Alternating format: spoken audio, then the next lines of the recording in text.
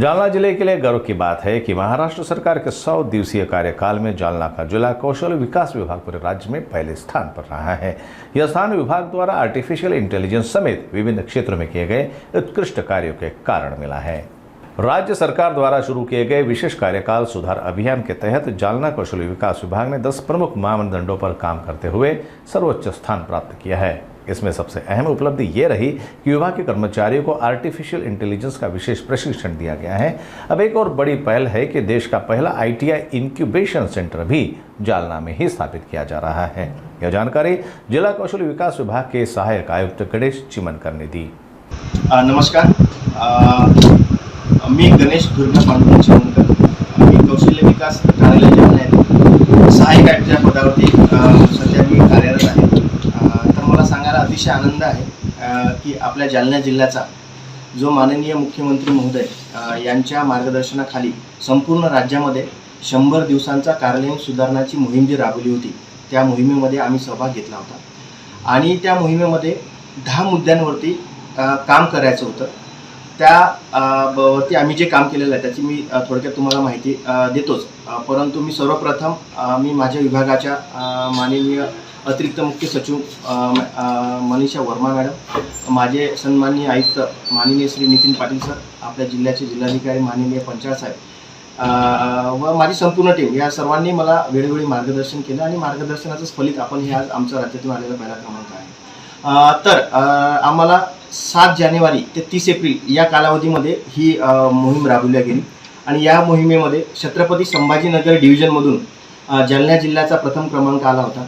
असाच आपल्या 6 विभागामधून 6 जिल्ह्यांचे नंबर आले होते आणि त्यांची पुन्हा स्पर्धा होऊन क्वालिटी काउन्सिल ऑफ इंडिया यांनी त्यांचे मूल्यांकन करून राज्यातून 1, 2, 3 क्रमांक काढलेले आहेत। तर त्याच्यामध्ये जालना जिल्ह्याचा कौशल्य विकास विभागामधून प्रथम क्रमांक आलेला आहे। तर याच्यामध्ये काही मुद्दे होते, जसं की संकेतस्थळ, स्वच्छता, सुकर जीवनमान, ऑफिस, इनोव्हेटिव्ह आयडिया, या सर्व याच्यावरती आम्हाला काम करायचं होतं। त्याचं मी तुम्हाला थोडक्यात माहिती सांगू इच्छितो की आमच्या कार्यालयामध्ये आम्ही एकदम छोट्या छोट्या मायन्यूट गोष्टीवरती काम केलेलं आहे, की जसं कार्यालयीन सोयीसुविधा। कार्यालयीन सोयीसुविधामध्ये आमचं ऑफिसचं आम्ही सगळं ब्युटिफिकेशन केलेलं आहे। कार्यालयामध्ये ग्रीनरी आम्ही उपलब्ध केलेली आहे। त्याच्यानंतर प्रत्येक डेस्कमध्ये क्लीन डेस्क पॉलिसी आम्ही राबवलेली आहे, म्हणजे कुठलाही कर्मचारी जर असेल तर त्याच्या जो डेस्क असेल तो तुम्हाला क्लीन दिसेल। तर आम्ही प्रत्येकाला आम्ही नॅपकिन दिलेला आहे, प्रत्येकाला डस्टबिन दिलेली आहे, प्रत्येकाच्या ज्या काही केबल्स आहेत कम्प्युटरच्या ते आम्ही ऑर्गनायझेशन त्याचं केलेलं आहे। त्याच्यानंतर सुगंधित वातावरण आम्ही आमच्या ऑफिसमध्ये ठेवतो। त्याच्यानंतर विविध स्लोगन आम्ही ठेवलेले आहे की related to employment and self employment. त्याच्यानंतर आमच्या कार्यालयामधलं जे काही डॉक्युमेंटेशन आहे की जे अगोदर त्याचं बायफर्गेशन केलेलं नव्हतं, 6 बंडल मेथडमध्ये ते पाहिजे त्या प्रमाणात केलेलं नव्हतं, त्याचं आम्ही 6 बंडल मेथड आणि निंदनीकरण आम्ही केलेलं आहे। आम्ही बिफोर काय होतो ते आम्ही दाखवलेलं आहे आणि आफ्टर आम्ही काय केलेलं आहे ते पण दाखवलेलं आहे। परंतु आम्ही इथेच थांबलेलो नाही, पास्टमध्ये आम्ही काय होतो आणि सध्या प्रेझेंटमध्ये काय आहे आणि प्रेझेंटमध्ये जाऊन आम्हाला फ्युचरमध्ये काय करायचं हा प्लॅन सुद्धा आम्ही आमच्या प्रेझेंटेशनमध्ये दाखवलेला आहे। ऑफिसचं अभिलेख निंदनीकरण आणि वर्गीकरण करायचं होतं। त्या पद्धतीने आधीची आम्ही सिच्युएशन दाखवली आणि सध्या 6 बंडल मेथडनुसार लाल गठ्ठे, पिवळे गठ्ठे, हिरवे गठ्ठे, पांढऱ्या गठ्ठ्याचं आम्ही केलेलं आहे। परंतु आम्ही पुढे काय करणार आहे हे सुद्धा आम्ही आमचा प्लॅन तिथं ठेवलेला आहे। आम्ही इथेच थांबणार नाही आहे, तर आम्ही आमच्या सगळं डॉक्युमेंटेशनचं डिजिटायझेशन करणार आहोत आणि क्वालिटी काउन्सिल ऑफ इंडियाचं जे 5QS प्रणालीचा आम्ही यूज करण्याचा आमचा मानस आहे। त्याचबरोबर आम्ही जे काही गोष्टी निर्लेखित करायचे त्याचं निर्लेखन आम्ही केलेलं आहे। तक्रारीचे सगळे एकही ऑफिसमधली कुठली तक्रार आमच्या इथं प्रलंबित नाही आहे। पिण्याच्या पाण्याची सोय परमनंट सोय आहे, म्हणजे आमच्या ऑफिसमध्ये की जार किंवा मग वॉटर कॅन लावून आम्ही पाणी आणण्यापेक्षा परमनंट पाण्याची व्यवस्था आमच्या इथं आम्ही केलेली आहे। आणि अभ्यागत जे व्हिजिटर्स आहेत यांच्यासाठी सुसज्ज असं प्रतीक्षालय आम्ही आमच्या ऑफिसमध्ये केलेलं आहे। बरेचदा व्हिजिटर्सना वाट पाहावं लागते, तर त्याच्यासाठी आम्ही एक रीडिंग कॉर्नर केलेलं आहे किंवा फावल्या वेळेमध्ये ते आमच्या विभागाच्या योजना, त्याचबरोबर आपल्या जिल्ह्यातील जे इतरही विभाग आहेत ते कुठल्या योजना राबवतात रोजगार आणि स्वयंरोजगाराच्या संदर्भात त्यांची एक माहिती पुस्तिका आम्ही तिथे ठेवलेली आहे। बरेचसे पेपर आम्ही न्यूजपेपर ठेवलेले आहेत। मी उद्योजक होणारच हे पुस्तक आम्ही ठेवलेलं आहे। अण्णासाहेब पाटील महामंडळाच्या स्कीम आम्ही तिथे ठेवलेल्या आहे। एकंदरीत त्यांचा वेळेचा सदुपयोग होण्यासाठी आम्ही रीडिंग कॉर्नर तयार केलेला आहे। आमचं संपूर्ण ऑफिस आम्ही बोलकं केलेलं आहे, बोलकं कार्यालय आम्ही हा कॉन्सेप्ट राबवलेला आहे। म्हणजे तुम्ही कुठल्याही कर्मचाऱ्याचा गेला तर त्याचं नाव, त्याचं पद, तो काय काम करतो हे सेल्फ एक्सप्लेनेटरी आहे। तुम्हाला कोणालाही काही विचारण्याची गरज नाही आहे। ते सर्व तुम्हाला तिथे जाईल. एकंदरीत आम्ही बोलकं कार्यालय केलेलं आहे.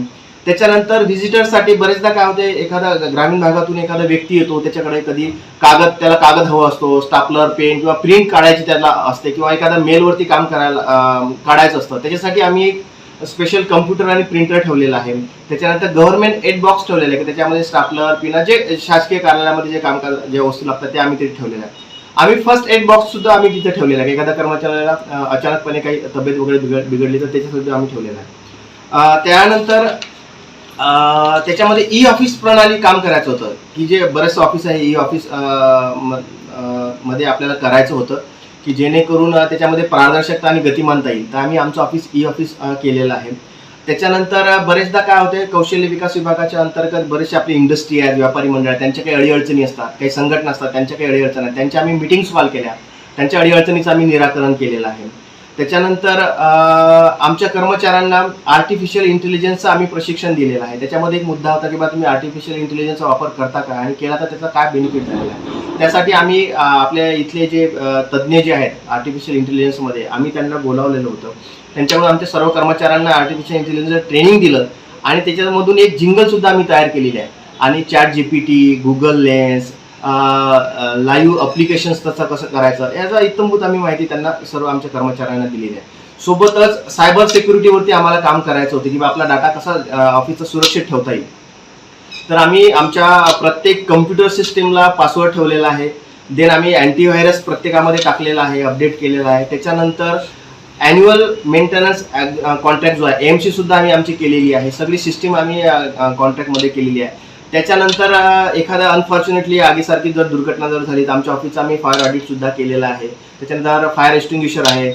डाटा चोरी होऊ नये किंवा फाईल चोरी होऊ नये म्हणून प्रत्येक ठिकाणी आम्ही CCTV कॅमेरेज लावलेले आहेत. एकंदरीत डाटा सिक्युरिटीच्या अनुषंगाने आम्ही प्रत्येक गोष्टीवरती हे केलेलं आहे. आणि इनोव्हेटिव्ह आयडियामध्ये मला सांगायला अतिशय आनंद होईल, माननीय जिल्हाधिकारी महोदय आणि जिल्हा नियोजन समिती यांच्याकडून आम्हाला 10 CR ची एक अमाऊंट प्रशासकीय मान्यता मिळाली होती, आणि त्याच्या माध्यमातून आपण भारतातील पहिलं इन्क्युबेशन सेंटर जे ITI मध्ये स्थापन होणार आहे ते आपण इथं स्थापन करत आहोत. आणि या इन्क्युबेशन सेंटरच्या माध्यमातून आपल्या जिल्ह्यातील तरुण आणि तरुणांच्या की ज्यांच्या डोक्यामध्ये एखादा बिझनेस स्थापन करण्याची इनोव्हेटिव्ह आयडिया आहे, त्या इनोव्हेटिव्ह आयडियाला उद्योगामध्ये रूपांतरित करण्यासाठीचं ते इन्क्युबेशन सेंटर आहे. तिथं त्यांना प्रत्येक गोष्टीचं मार्गदर्शन करण्यात येणार आहे. 10,300 स्क्वेअर फीटचं ते इन्क्युबेशन सेंटर आहे. आणि या सेंटरच्या माध्यमातून भविष्यामध्ये उद्योजक तयार होणार आहे. तर असं इन्क्युबेशन सेंटर आपण इनोव्हेटिव्हमध्ये आपण टाकलेलं आहे.